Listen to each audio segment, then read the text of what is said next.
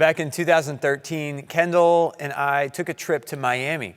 We had only been married for just a few months, and we were looking forward to this nice romantic getaway, but we were very broke at the time.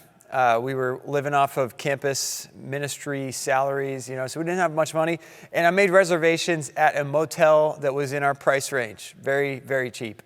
It was just off Miami Beach, and on paper, seemed like the perfect little getaway for us. But when we got to our room, it left a lot to be desired. It was this dingy, dirty room, and it definitely had some other critters in there with us. I was like, all right, that's okay. We don't have to spend much time at the hotel room. We just go to the beach. We're gonna walk to the beach and just enjoy this romantic getaway.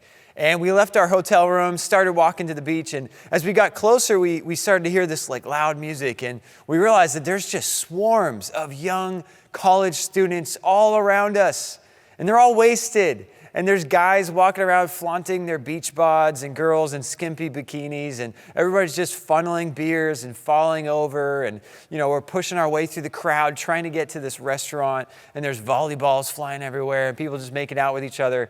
And we got to the restaurant there on the beach, and we attempted to just eat this peaceful meal, but it was chaotic all around us, and we just decided, all right, let's just go back to our room. And we tried to sleep that night amidst the party sounds that just carried through the thin walls of this motel room. And I learned a valuable lesson that trip. If you're trying to have a romantic getaway, don't go to Miami during spring break. Over the past few weeks, we've been talking about the reality that we are exiles. We are exiles. This world that we live in is not our home. And as Christians, we live in a world where we might feel out of place sometimes. Similar to how I felt in Miami, we were out of place in that situation.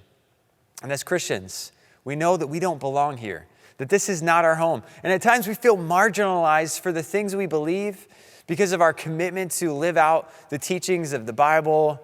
We're told that we're out of touch with society, that we're old-fashioned.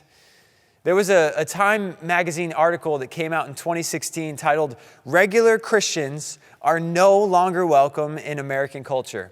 And this article shares several stories. One was a teacher in New Jersey who was suspended for giving a student a Bible.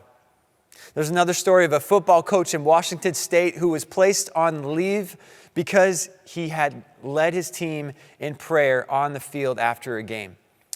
A fire chief in Atlanta was fired because he self-published a book that advocated Christian teaching. A Marine was court-martialed for pasting a Bible verse above her desk. The article also talks about the views of Christian homeschooling in America, where atheist Richard Dawkins refers to Christian homeschooling as child abuse. Meanwhile, sexual education in Worcester Public Schools is a concern for many Christian parents who don't think their kindergartner should know about master, and I'm not even going to finish the word because they might be listening, who don't think their kindergartner should know about certain things, and their 11-year-old, they don't think should be taught how to consent to safe sex. As Christians, we used to share similar views with the world around us, but it seems that there's this growing hostility toward anything that we stand for. And let me tell you that this hostility that we face is not going to change based on what political party's in the White House. It's not going to change based off of the laws and regulations. It's not going to change based off religious freedom. Jesus told his disciples, in this world, you will have trouble.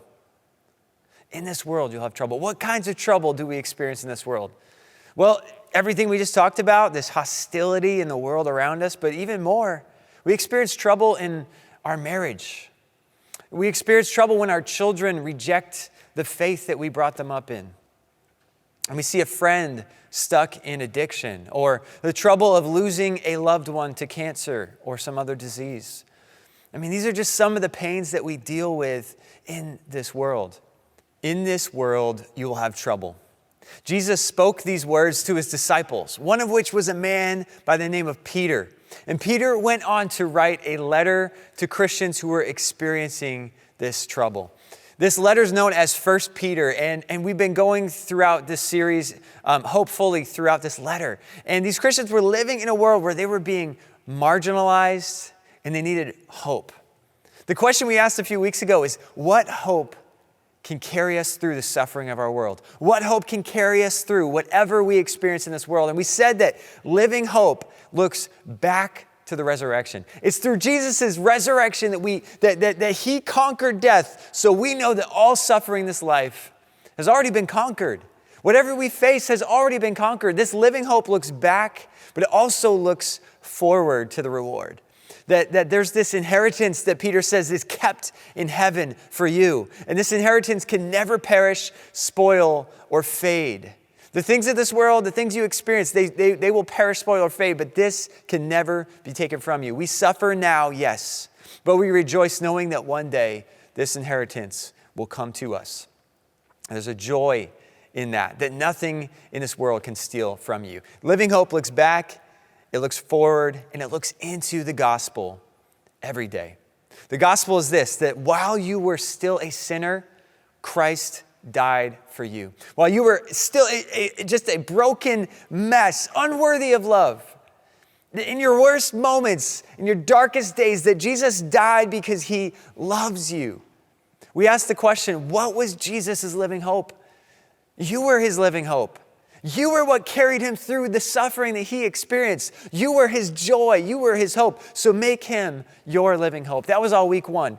Last week, we talked about this question, how do we live as exiles in this world? And we said this. We said, you want to let your living hope lead to holy living. In other words, in view of the gospel, in view of what Jesus has done for you, that you're to live a holy life. But holiness does not mean perfection.